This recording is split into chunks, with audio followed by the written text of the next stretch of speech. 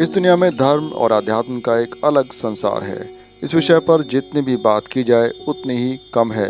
आज हम आपको एक ऐसी शख्सियत से रूबरू करवाएंगे जिनका जीवन धर्म, दर्शन एवं ध्यान के ऐसे गूढ़ रहस्यों से भरा हुआ है जिनका पार पाना संभव नहीं है। वह सदा ही विवादों से जुड़े रहे और अंत तक अपने रहस्यमय जीवन का प्रभाव पूरी दुनिया पर बनाए रखा। उनके प्रभाव से विश्व का शक्तिशाली देश अमेरिका भी बच नहीं पाया। बॉलीवुड के सुपरस्टार विनोद खन्ना भी उनके जादुई व्यक्तित्व से ऐसा जुड़े कि अपने जीवन के 5 साल तक फिल्मी दुनिया को छोड़कर उन्हीं को समर्पित हो गए।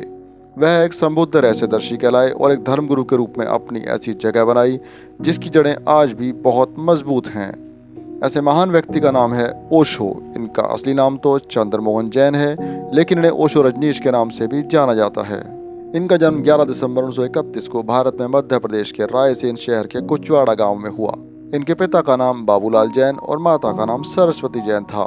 इनका परिवार तारणपंथी दिगंबर जैन धर्म से संबंध रखता था। यह अपने बचपन के लगभग 7 साल तक अपने ननिहाल में ही रहे। इनकी नानी बहुत ही उन्मुक्त और आजाद विचारों वाली थीं। ओशो के स्वयं के कथनानुसार उनके मानसिक विकास में सबसे बड़ा योगदान उनकी नानी का माना जाता है। ओशो को बचपन से ही धार्मिक रूढ़िवादी परंपराओं और शिक्षाओं से दूर रखा गया। जब ओशो 7 वर्ष के थे तब उनके नाना का निधन हो गया और उसके बाद से वे अपने पिता के साथ ही रहने लगे। बचपन से ही ओशो बड़े गंभीर और सैड स्वभाव के थे, लेकिन साथ ही तीक्ष्ण बुद्धि और तर्कशील भी थे। इन्होंने अपनी प्रारंभिक शिक्षा रायसेन के सरकारी स्कूल से ही पूरी की। इनके बारे में यह भी कहा जाता है कि यह बहुत ही विरोधी स्वभाव के थे और किसी भी बात पर जल्दी से यकीन नहीं करते थे। हर बात जो इनको नापसंद हो उस पर पूरा तर्क वितर्क किया करते थे। किशोरावस्था तक पहुंचते ओशो पूर्ण रूप से नास्तिक हो चुके थे। उन्हें ईश्वर, प्रभु या भगवान के प्रति किसी प्रकार की आस्तिकता में बिल्कुल भी विश्वास नहीं था। आगे चलकर ओशो एक महान दार्शनिक के रूप में जाने गए। ओशो ने अपनी कॉलेज की पढ़ाई सन 1960 में जबलपुर यूनिवर्सिटी से पूरी की। इनके बारे में यह भी कहा जाता है कि यह बचपन से ही पुस्तकें पढ़ने के बहुत शौकीन थे। साथ ही पुस्तकों को बहुत ही स्पीड से पढ़ लेते थे। इस कारण इनके घर में बहुत सारी पुस्तकों का संग्रह होने लगा, यानी कि घर में एक अच्छी खासी लाइब्रेरी ही बन गई। धीरे धीरे जब इन पुस्तकों की संख्या बढ़ने लगी तो एक दिन ऐसा भी आया जब इनके पिता ने यह कहा कि एक समय ऐसा था कि जब हमारे घर में एक लाइब्रेरी थी, लेकिन अब हम यह कहते हैं कि एक बहुत बड़ी लाइब्रेरी के अंदर हमारा घर है। इस तरह से ओशो ने अपने जीवन में कई सैकड़ों की गिनती में किताबों को पढ़ा। उन्होंने पूरे संसार भर के धर्मों के बारे में खोज की और काफ़ी सारा ज्ञान प्राप्त किया, क्योंकि हर पुस्तक को पढ़ने के बाद उनके मन में कई तरह के सवाल उठते थे और उसके बाद वे हर धर्म या कोई भी विषय पर अपने विचार बोलकर प्रकट करते थे। उनके बारे में यह भी कहा जाता है कि उन्होंने अपने जीवन में कोई पुस्तक नहीं लिखी। वह जिस भी विषय पर बोलते जाते थे उस समय उनकी आवाज़ को रिकॉर्ड किया गया और उसी स्पीच को एज इट इज़ पुस्तक के रूप में छाप दिया गया। उन्होंने ध्यान की नई विधियों को जन्म दिया और सन 1970 में मुंबई में पहली बार अपने सबसे चर्चित डायनेमिक मेडिटेशन का प्रदर्शन किया। उनकी ध्यान की इन शैलियों को केवल भारत ही नहीं बल्कि विदेशी लोगों ने भी बहुत पसंद किया। इसके बाद से लोग इन्हें भगवान श्री रजनीश के नाम से भी पुकारने लगे। अब सन 1974 में इन्होंने पुणे में अपना पहला आश्रम बनाया। इस आश्रम से उनकी दूर दूर तक ख्याति बढ़ने लगी और भारत के अलावा विदेशी लोग भी अपने मानसिक तनाव को दूर करने और ध्यान करने के लिए यहाँ आने लगे। लेकिन ओशो इस आश्रम में भी ज़्यादा समय तक टिक नहीं सके, क्योंकि उनकी बातें हर धर्म के लोगों को जल्दी से समझ नहीं आती थीं।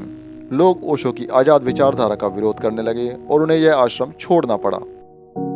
अब सन 1981 में ओशो ने पुणे का आश्रम त्याग दिया और वह अमेरिका में चले गए। अमेरिका में भी उनके भक्तों की संख्या बढ़ने लगी और यहाँ पर ओशो का एक नया आश्रम बनाया गया।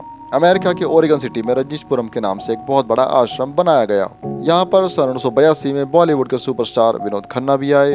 उन्होंने संन्यास को अपनाकर फिल्मी दुनिया को अलविदा कह दिया, लेकिन विनोद खन्ना को यह सन्यासी जीवन ज़्यादा समय तक अपने पास बांध नहीं सका और वह सन 1987 में वापस मायानगरी मुंबई की ओर लौट गए। इधर अमेरिका में ओशो के चाहने वालों की संख्या दिन प्रतिदिन बढ़ती ही जा रही थी। लेकिन यहाँ भी यही हुआ। जिस प्रकार भारत के लोगों को इनकी बातों से अपने धर्म की दुकानें हिलती हुई सी दिखाई दी, वैसा ही यहाँ भी हुआ। अमेरिका, जो कि एक बहुत बड़ी विश्व शक्ति माना जाता है, उसे भी अपनी धार्मिक मान्यताओं पर एक अजीब सा खतरा महसूस हुआ और ओशो इस जगह पर भी ज़्यादा समय तक टिक नहीं सके और सन 1985 में अमेरिका से भी निकाल दिए गए। अब वह फिर से भारत में अपने पुणे के आश्रम में आ गए और उन्होंने अपने जीवन का अंतिम समय यहीं पर बिताया। ओशो एक संबुद्ध रहस्यदर्शी हैं जिन्होंने मानव समाज को एक ऐसा क्रांतिकारी जीवन दिया जो कि आज के समय में संभव नहीं है। उन्होंने उस समय की रूढ़िवादी परंपराओं पर चोट की और लोगों के दिमाग जो कि उस समय के पुजारी समाज ने बंद कर दिए थे, उनको पूर्ण रूप से खोलने का प्रयास किया। आज हम जब भी ओशो रजनीश की बात करते हैं तो कई तरह के सवाल खड़े हो जाते हैं, लेकिन हमें ध्यान रखना चाहिए कि यदि समाज में कोई भी परिवर्तन लाना हो तो किसी न किसी व्यक्ति के कठोर शब्दों को तो सुनना ही पड़ता है। वह अपनी बात को कहने के लिए एक चरित्र जिसका नाम मुल्ला नसरुद्दीन के नाम से जाना जाता है, उसके सहारे से अपनी बात व्यंग्य के रूप में कह देते थे। उनके इस पात्र के सैकड़ों ही किस्से उनकी पुस्तकों में देखने को मिलते हैं। वह अक्सर यह कहते थे कि दुनिया में गरीबों के लिए तो पुजारी समाज ने कई प्रकार के बाबा बना रखे हैं जो कि इनकी इच्छाओं की पूर्ति के नाम पर उनका शोषण करते ही रहते हैं, लेकिन अमीरों के लिए कोई ऐसा बाबा नहीं है जो कि उन्हें शांति दे सके, इसलिए वह अमीरों के लिए बाबा बने। वह अपने ठाट बाट और शान शौकत से भरी जिंदगी के लिए भी विवादों में रहे।